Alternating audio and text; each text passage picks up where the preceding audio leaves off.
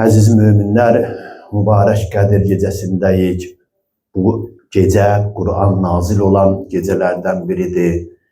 Bu qeyd etdiyimiz ayədə qeyd edir ki, Ramazan ayı o aydır ki, Quran o ayda nazil olub və nazil olma səbəbini də açıqlayır. Qeyd edir ki, Quran bu ayda nazil oldu ki, insanları hidayət eləsin. Hudən linnaz və bəyyinat minəl huda vəl furqan. Yəni açıq, aşkar dəlillərlə gəldi Quran ki, insanları hidayət eləsin və haqla batili bir-birindən ayırsın. Yəni Allah Təbarəkə və Teala Quran-ı Kərimin digər ayələrində kimlərin hidayət olunmalı olduğunu, kimlərin hidayət oluna biləcəyini də açıqlayır. Yəni elə də deyir ki, Quran kimin əlinə gəldi, götürüb oxudu, oxuyan kimi hidayət olacaq. Yox, bunun üçün müqəddimə lazımdır. İnsan ilk növbədə özünü hazırlamalıdır. Zəmin yaratmalıdır ki, Quran onun düşüncəsinə təsir qoysun. Quran onun vücuduna təsir qoysun ki, o hidayət yolunu tapa bilsin.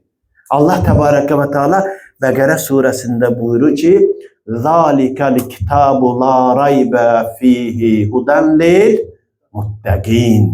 Yəni buradan görünür ki, Quran təqvalıların hidayət kitabıdır. Quran təqva xüsusiyyətlərini özündə cəmləyən insanların hidayət kitabıdır. Təqvalı olmasa insan Quran oxuyar, zəlalətə də düşə bilər. Yəni Quranı oxuyanlar çoxdur. Məsələn, ərəblər öz dilləridir. Oxuyurlar, mənasını da başa düşürlər. Amma təqva olmadığı üçün hidayət olunmurlar. Yəni o zəmin yoxdur. Onlar üçün o zəmin yoxdur ki, Quran onları hidayət eləsin. Sonra sifətlərin yazır ki, kimlərdir o təqva sahibləri? Əllezine yu'minuna bil gayb. Qeybə iman gətirənlərdir, namaz qılanlardır, salih işlər görənlərdir. Sayır və mimma rəzəqnahum yurzaqun. Onlara ruzi verdiyimiz ruzilərdən infaq eləyənlərdir. Yəni təqvanın sifətlərini sayır. Yəni təqva əhli imanı o dərəcədə olmalıdır ki, o yəqinlikdə olmalıdır ki, onun qəlbində heç bir şək, şübhə qalmasın. Onda Quran onun hidayət çırağına çevrilə biləcək. Biz bugün görürük nə qədər insanlar var, Quran oxuyurlar, amma yollarda azıblar. Quranilər var, yəmanilər var, nə bilim, nəmanilər var. Efirlərə bugün baxırsınız, hələ boynuna bir xalta bağlayıb, çıxıb ortalığa, hamısı olub ilahiyyatçı.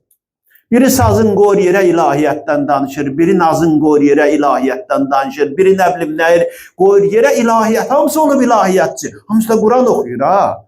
Bəziləri mənalarını da pis yaxşı başa düşür. Amma hidayət olunmayıblar. Quranı inkar edirlər, ayələri inkar edirlər. Niyə? Çünki təqvaları yoxdur. Ona görə bu ayə buyurur ki, Quran gəlib təqvalıları hidayət eləmək üçün. Bu təqva əhli doğruluğu, düzlüyü nə etməli olduğunu istinad edir Qurana. Quran nə göstərir? Bayaq qeyd elədiyimiz kimi ayədə deyir ki, salih əməllər gör, namaz qıl, ibadət elə, insanlarla ünsiyyət yarat, çətinlikdəkilərin qeydinə qala bil və mimma rəzəqnahum yunfiqun. Yəni o deməkdir ki, infaq elə. İnfaq bilirsiniz nədir? Məsələn, bizə deyirlər vacibün nəfəqə. Vacibün nəfəqə ailə üzvləridir. Yəni, ailə üzvlərini dolandırmaq, yeməyini, içməyini, məskənini, problemini həll eləmək ailə başçısının üzərində bir vəzifədir. Buna deyirlər nəfəqə. Vacibün nəfəqə ailə üzvləridir. Bir də infaq eləyin deyəndə o cəmiyyətin məhrum təbəqələrini nəzərdə tutur. O şeylerden ki sen özü üçün, aile üçün istifadə eləyirsən, o çətinliklər, problemlər ki aile üçün təmin eləyirsən, cəmiyyətin zəlil təbəqələrində, yoxsul təbəqələrində, ehtiyaclı təbəqələrində düşünməlisən. Bu sədəqə deyil, sədəqə başqadır. Bu infaqdır. İnfaq buna deyilir. Ona görə də nədir? Quran nazil olur, bizi o təqva sifətlərini özümüzdə cəmləməyə doğru bizi hidayət edir. Yəni, Quran hidayət kitabıdır, yəni bu.